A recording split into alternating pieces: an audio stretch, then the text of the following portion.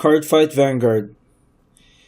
It's one of those simple passions, a card game, specifically one that focuses a lot on the math, the control, and the eventual tipping of a scale from a climactic finish. And there's something about this game that really, really sticks to me, and as a card game, I really love. If you haven't been following lately, Cardfight Online is a thing, and they're trying to push for online distribution, which probably puts them directly in competition with Hearthstone to try and get a bigger audience and to streamline the system. I really think it's a good effort, it's a good idea, and probably brings to attention to the fact that this is a very interesting game that breaks the mold a lot to what you would traditionally see in things like Magic the Gathering and Yu-Gi-Oh! Now, that being said, I don't think that what they've put here in the beta is very good, but let's get down to it. Cardfight Online is basically the exact same card game. The rules are the same. You have two people in a one-on-one trying to best one another in a climactic battle to see who will come out on top. Now, the rules are exactly the same. The implementation is where I get a little bit fuzzy with how they've done things. To me, the system has a problem of being a little bit too cluttered. You've got a lot of the style of Vanguard has a lot of these circles and intricate designs, almost like glyphs. And the problem with these glyphs is they get in the way of the art, they get in the way of trying to convey the information that the player needs. If I had the option to turn them off, I would, because those are nice. They do give a sense of style to the whole thing. But they limit what you can see. It makes it very difficult to figure out exactly what you're looking at, who you're looking at, what you need to see, and in the even just the resolution of the card as they are being played. And that's a very big problem to me. Other than that, the game plays out normally. There's all these checks and balances for the different stages of the game, because sometimes you can react, sometimes you wish not to react. If I had a button that let me auto skip some of them because I knew I wasn't going to react, that would be great. It's an implementation that they've been doing with all of these Magic the Gathering clones, because it becomes a real problem where every single step you're going to have to press a button because you don't want to do anything. That would be nice, but it would take a bit of fiddling to figure that out, and I'm not exactly sure how competent the programmers in this case are. It's still an important note to make. Probably second point, and this one is a bit more interesting. I love that they've introduced the clan fight and extreme fight formats. If you didn't know, clan fight is what you would normally play in, where every card in your deck has to be of the same clan, unless otherwise from a special rule. And Extreme Fight basically puts a wrench in the gears and says, you can mix them all up.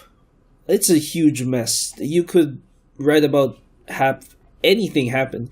And it's not very well balanced, of course, but some people, like myself included, love this format and hope that it does pretty well. Another big problem, another nice thing actually, is that they introduced a ranked play. It doesn't seem to be working very well, and it's kind of a problem of what exactly do they want to do with it, because at the moment it feels exactly the same as if I had just a normal game.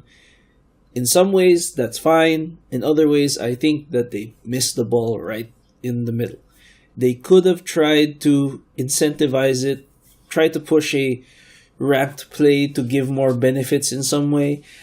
The questing system is a general one, but it doesn't really solve any problems whatsoever, and it just turns into what can I do the fastest to get the job done, which I don't think you want. I think I want people to be repeatedly coming back to play this game, and that's probably not the way that they are going to have to do it. All of those in mind, another thing that really stuck to me about this beta, and to be honest, it's just a beta, it's just the start. It feels like a mobile game. You have all these checks and balances, you have these repeat the same task over and over again, come back to the same thing, and you even have an inbox, which I find incredibly irritating. This is a not PlayStation, but rather a PC game. At least at the start it's a PC game. And even then it's strange because as a mobile game, you have all these mobile games where the benefits are actually placed in the inbox before you get them. In the case of a pack, I can understand why. In the case of certain collectibles, I can understand why. But the most successful ones, like the really big ones, for example, let's say for example, Clash of Clans or Hearthstone, they do away with the system to streamline what you obtain, and you can use it straight off the bat. And I think that's an important distinction to make. They're trying to be a cheap app, a cheap game app on a mobile, and this is not. You could say all you want. It's a children's card game. It's understandable that they're trying to think about things like that, but there are people like myself who think of it as a very competitive game, and it's kind of sad that they want to push that side. I don't think they're going to earn any more money by doing these things. Retention is not going to increase. I just don't see the point. You already have a fan base who's willing to put it into a competitive spotlight. You just need to give them the tools and remove the bullshit, essentially, to get this job done. Other than that, the usual gripes are there. It's limiting the cards to the most recent G series, which is in itself its own problem, but probably the biggest one is the fact that in Vanguard, every single pack is a problem just because of the number of different clans. If you're not aware, Cardfight Vanguard is split between about 24, 26 different clans. All have their own playstyle, they all have their own way of thinking. Cards that are used for one cannot be used in another. That's the biggest weakness of this game. And because of this weakness, having a game where you cannot trade and must work to create a collection by yourself is very time consuming and very difficult to do. One of the strengths and probably one of the reasons they created this system is to encourage trading. That way they can sell the different clans in a single booster pack and make you not feel terrible when that happens. In this case, it feels very, very bad because you could just spend all your money and get the wrong clan. Somebody that you didn't even want to touch or you didn't care for, and that's a big problem. It means that only people who invest a ridiculous amount of time are going to get exactly what they want, which is, on the one hand, you know that they're competitive, but it's terrible on the low end because it would take you forever to get exactly where you want to be, even if that goal was reasonable, even if I wanted to be in a single deck. Now, that's for the system of the game. In terms of gameplay, I think it's functional. It does the job. You can guard. It gives you the numbers. You can play with the numbers in your hand. Opponent can't see anything. You can control choices. You can actually, one feature that probably should have been noted in the controls, which there are none. There are no tutorials for much of the controls at all, is that the mouse wheel actually lets you. It's much like an RTS. The mouse wheel lets you zoom in and out of the battlefield so that you can see your opponent's side, your side, and get a feel for what the situation is. Probably a more in-depth tutorial would have helped. If my tutorial didn't bug out, I would have shown it too, but that's just how it goes.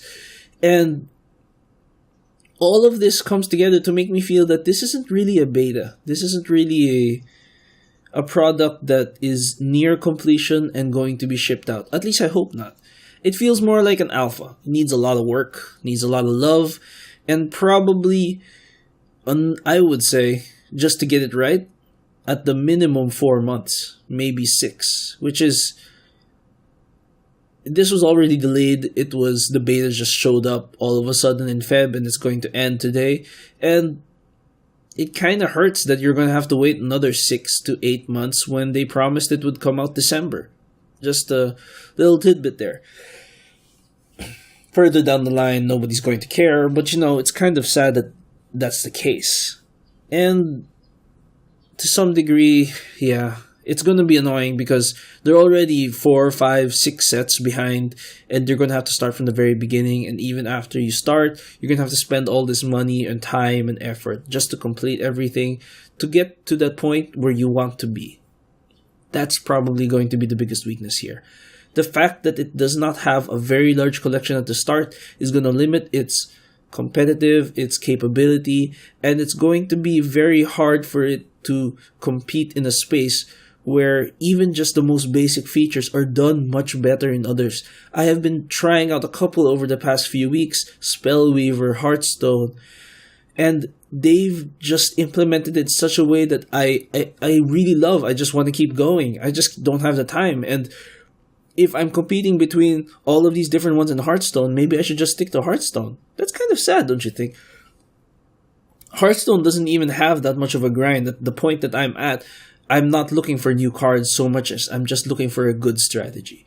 And I want to get to that point in this game because I love the card game. I play it regularly, and it's going to be a wonderful time as long as we just get there. I hope you're listening, Bushiroad, because, this is quite a long talk, and I really hope that it succeeds. And it's going to take some work. Having a limited card pool means that the rules of the game are very different. Well, they're a little bit different because you're focusing on these cards, but probably the meta, the kind of play that's going to happen is going to be very different. The fact that the best cards in the set that you're going to release are basically for a clan that has the weakest start. The Gear Chronicle, you give everybody the boosters, the starter sets, so that they can pick out which clan that they want to start with. They've got the weakest start here, and that's probably going to be a problem. Compared to all the other clans, their trial deck is actually pretty crap, and that's going to dissuade a lot of people. Your face, your main avatar, as you would say at the start, is from a clan that actually doesn't look very good on the onset. And the other clans, the ones that didn't get too much screen time, actually have a strategy, have a cohesive whole that I could get behind, and on the low end would probably prefer just because of how clean and concise the strategy is. That leaves you with a very, very controlled situation and limits, and from 5 we're down to 4 to down to maybe 3. It doesn't look so good on the competitive side. Only people who spend a lot of money and time are going to be able to work with the namesake, and that's going to be a problem. I would suggest releasing 3 boosters. That way, at the very least, you get a little bit of leeway on exactly which direction people want to go. Or have a trial deck that is not exactly the same as the card game because, let's be honest, you're going to need a little bit more to get yourself started and work towards what you need. Anyway, this has been Extreme Wirehead taking a look at Cardfight Online. I hope that you can understand where I'm coming from here because I love the game. It's a great little game. It's a children's card game, but the numbers, the generation, the amount of thinking that can be involved, and the information that's passing between the plays, it's quite an interesting game, and I hope that it does very, very well. I'm gonna keep track of it. I'm gonna try it. I'm gonna see where it goes. But at the moment, I'm not super great on it.